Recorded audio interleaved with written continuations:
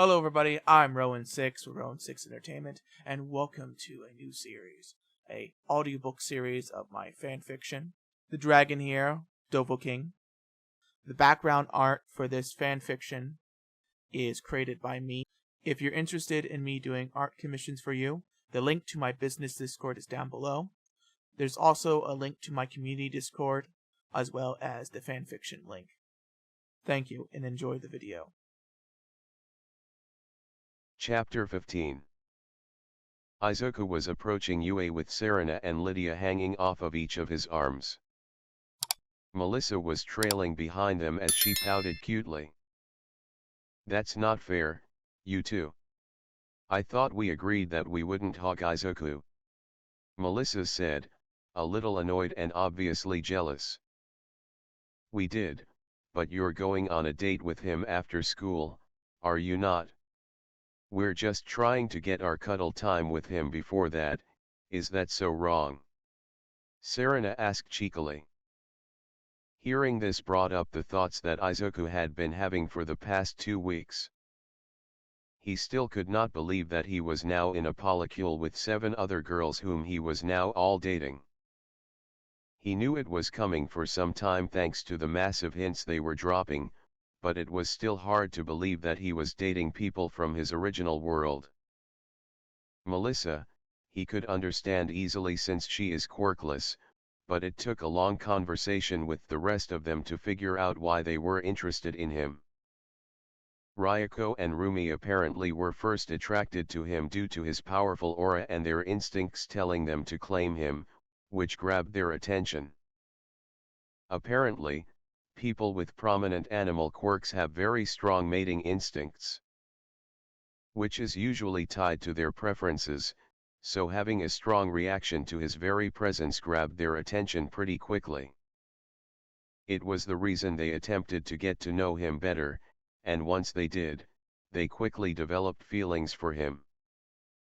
To them, it did not matter that he was quirkless, all that mattered was how strong and kind he was. Nemuri was attracted to him due to how Izuku treated her. Normally, people could not separate her from her hero persona, and because of that, people usually treated her like a slut. If her quirk did not rely on her having a lot of sex appeal to be effective, people would probably be able to see the difference between her and her hero persona. So when Izuku was so easily able to separate her from her hero persona, it got her attention, and once she got to know him more, she quickly fell for him. It was why she asked Kuros if she could expand their polycule, and after Kuros met him, she quickly fell for him too. It also helped that Izuku was able to help Kuros with her quirk. Her biggest fear was accidentally killing somebody with it.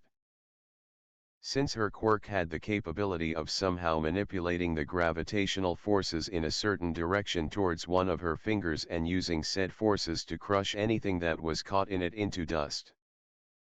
He quickly realized that the reverse was possible, so instead of sucking things into her fingers and turning them into dust, she was now able to push things away instead. The fact that she could switch between the two in an instant made her a lot more comfortable with her quirk. Not to mention him teaching her magic to give her more of a versatile arsenal was greatly appreciated. "You know, this whole problem would have been solved if we followed tradition," Lydia said as she snuggled closer into Izuku's arm. That statement made Melissa blush heavily, as well as Izuku.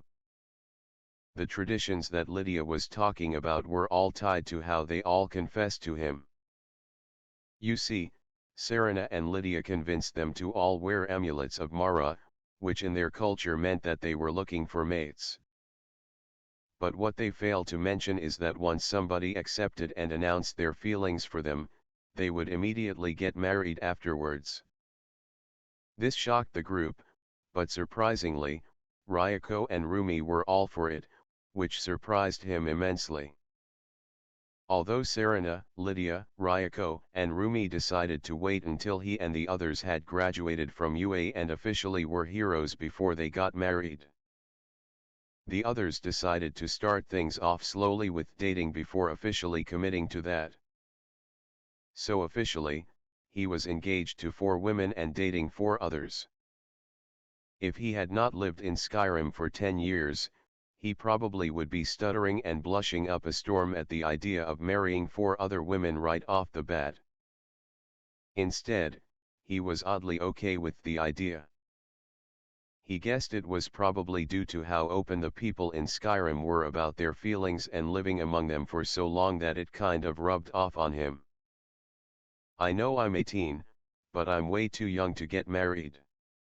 Not to mention I got to finish up my last year of support course and do 3 more years of hero courses on top of that. Melissa exclaimed as she blushed furiously. But we agreed to wait until we all had our hero licenses and were out of hero school to get married. So you'll be much older, and you will have fewer responsibilities. So I do not see your problem.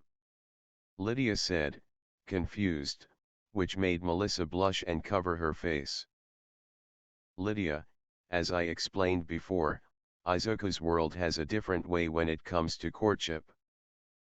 When somebody confesses their feelings and the other accepts, they become boyfriend and girlfriend. It is sort of a trial run. When both parties are finally sure about their partner, then they get married. Melissa may be sure about her feelings, but their customs expect them to be absolutely sure before they get married. Especially when the female is expected to conceive a child afterwards, which has a lot of responsibilities. Serena said. Which caused Melissa's face to go atomic red as well as Izuku's.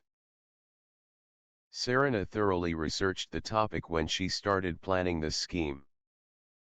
In her mind, the amulet of Mara was more of a test to see how far they would go to confirm their feelings and to make sure Izuku knew that they were absolutely serious about what they were saying.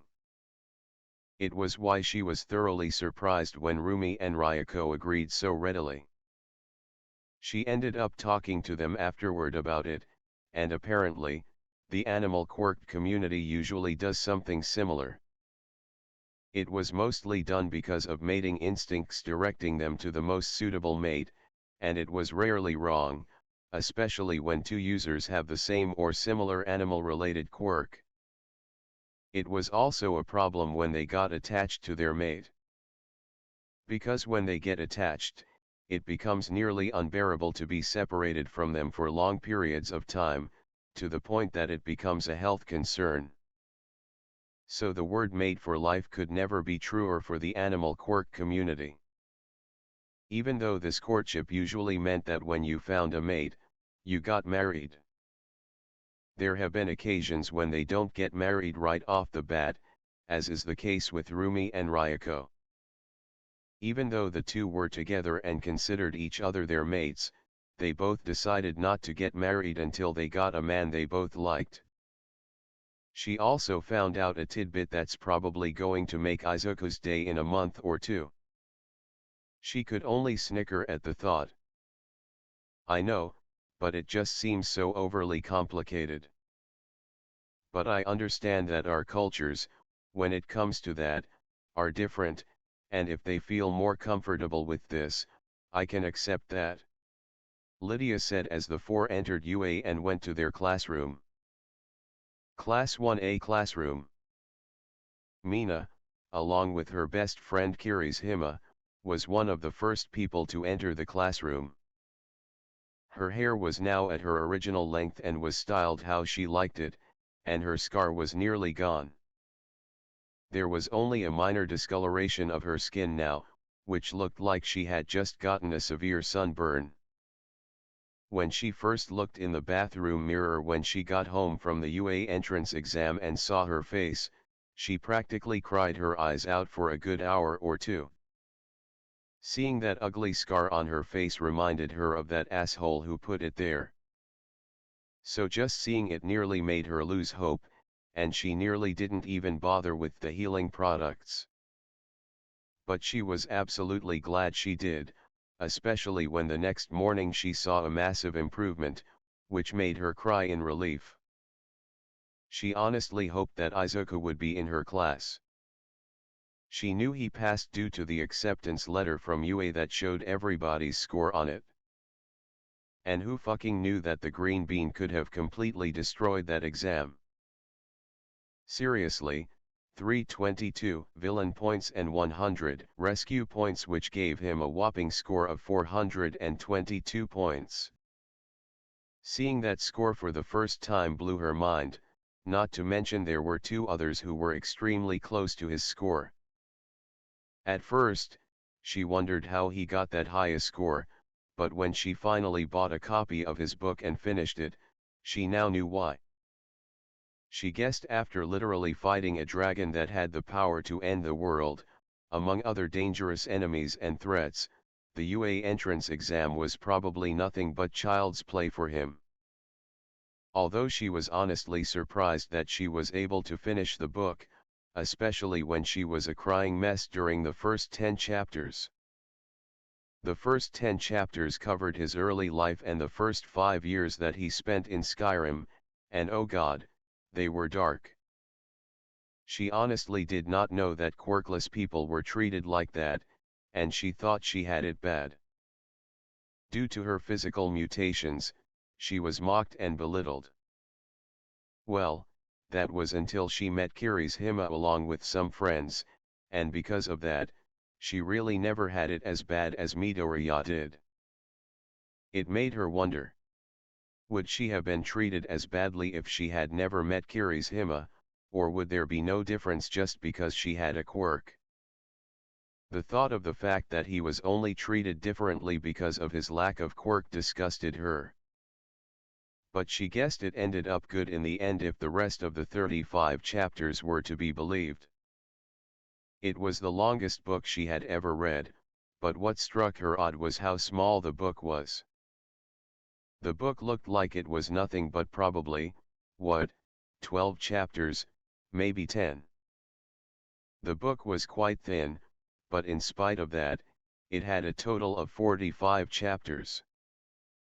At first, she thought it was a quirk that the publisher used to do that, but after reading it, she quickly realized that the book was simply enchanted to hold more. She wondered what else magic could do, but she knew she wasn't really built for that kind of thing. Especially when it's clearly stated in the book that it involves a lot of studying and learning to even pull it off. And if there was one thing that she knew about herself, it was that she hated studying. So learning magic was out, but that did not mean she would not attempt to learn more about it. Which meant she would have to meet him again, which she had every intention of doing. So, sitting down in her assigned seat, she looked at the door to the classroom in the hope of seeing the green-haired dragon slayer that saved her life. As the students trickled into the classroom, she started to lose hope of having Izuku in the same class as her. But when the classroom door opened again and Mina looked up, she could not help the fear that gripped her heart like a vice. It was the boy who literally blew half her face off, and he noticed her. The look of disappointment plastered on his face when he saw her almost made her sick. It was like somebody just took away his most precious toy or source of amusement for the day. Was he expecting and even hoping that if he saw her again, she would be a disfigured mess? Oh God, what monster did they let into this school? Mina thought to herself as she was now obviously terrified. It seemed he noticed her terrified state since his eyes lit up almost in glee as he gave her a vicious smile that only promised violence. This made her heart sink and made her tremble. Oh God, oh God, oh God, why is he here? How is he here? Why can I not breathe? Why can I not breathe? These were the thoughts of Mina as her vision started to go dark. But a comforting hand was placed on both her shoulders. This allowed her to anchor herself and allowed her to breathe normally again. As her vision started to clear from the tears that streamed down her face, the unmistakable face of Kirishima was now looking at her with concern. Wiping away her tears, Mina can only give a wobbly smile at him, which luckily was enough to allow him to ease up. Luckily for her, Kirishima seemed to be quick enough to block her breakdown from the view of everybody else, which prevented everybody from seeing how she broke down and allowed her to gather herself without anyone noticing. Now she was calm. She also noticed that Kirishima was now giving Bakugo a look that was full of anger and steel. Mina could not help but smile at her best friend. It has been like this ever since they met when they were little. He would scare away the bullies from her, and later, when she finally got a handle on her quirk, she would join him and stop some bullies around the school.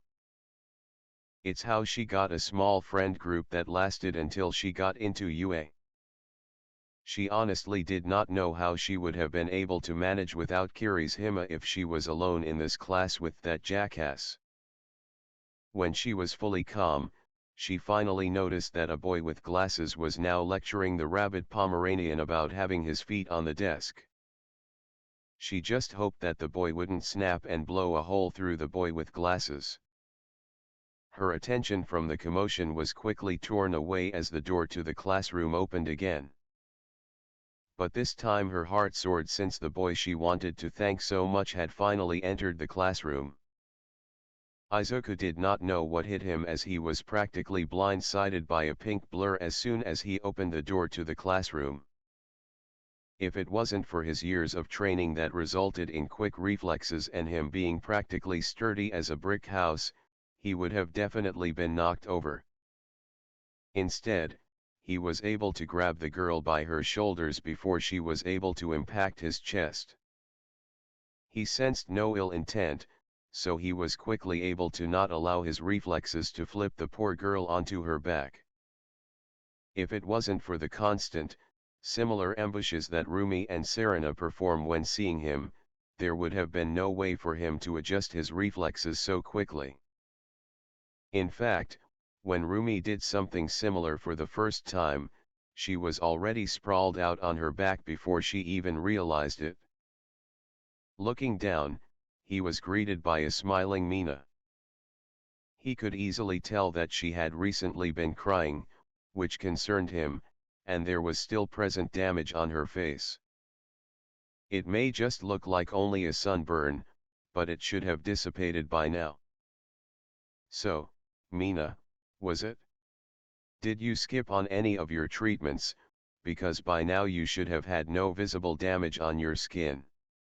Izuku asked, looking at her with a concerned but stern look. As he let go of her shoulders, Mina just pouted at him but answered him nonetheless. I didn't skip any treatments, I actually ran out. I was going to see Recovery Girl after classes to see if she could do anything about it. Mina said to him, still pouting. Izuku gave her a nod of approval, and he was about to ask about why she was crying when a voice spoke before he could. Wait, you're the guy who saved me, Izuku, right? The one who disintegrated the zero-pointer. A familiar girl with a bob cut asked, and if Izuku remembered correctly, her name was Okako Urarika. This caused everybody in the room to look at him. The guy with glasses, who, if Izuku remembered correctly, was the same kid who interrupted Present Mick's lecture and yelled at him for mumbling, started to approach him, probably to tell him off again. But before he could, Izuku simply raised his hand up to stop any questions coming his way before he spoke. Now you probably have tons of questions for me, but you will have to ask them later, since our teacher is currently behind me, and I know from experience that he can be impatient. So I recommend you all get to your seats while I talk to him in the hallway. Izuku said calmly. This gathered everybody's attention as they looked past Izuku to see a scruffy-looking man, who was about to get into a sleeping bag and was also looking at Izuku in annoyance. The class looked dumbfounded at the sight of their teacher, who looked like a homeless man who somehow wandered into their school. but one stern look from the teacher made all the students rapidly get into their seats.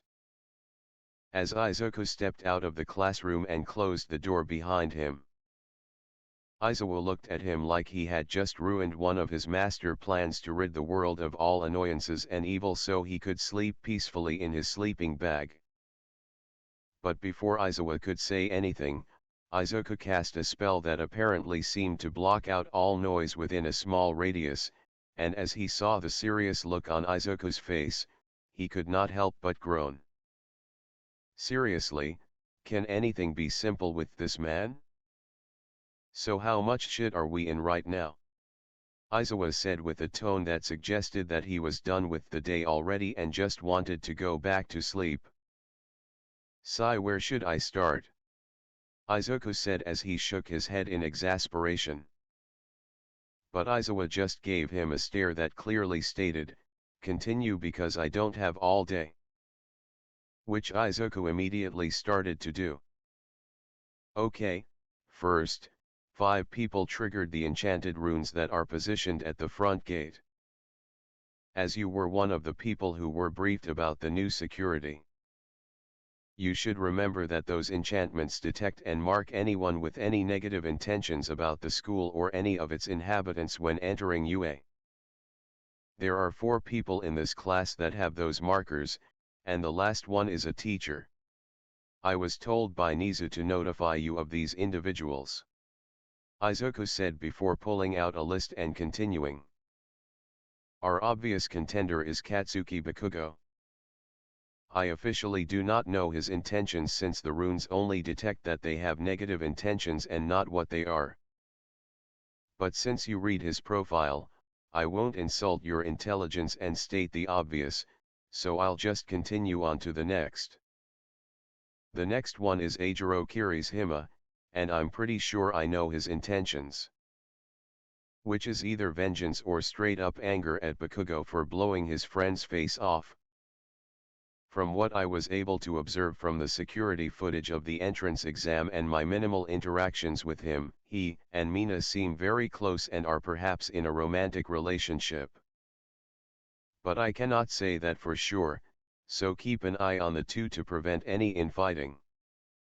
Then there is Yoge Oyama. Me and Nizu are worried about this one.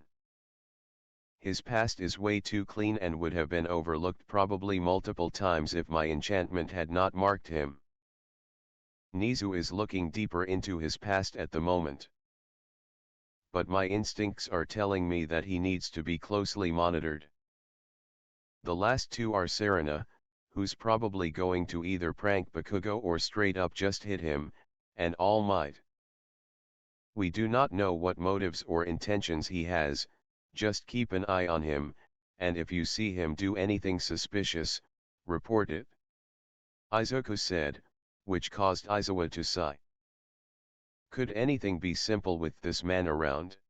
Like seriously, ever since he came, nothing but trouble followed.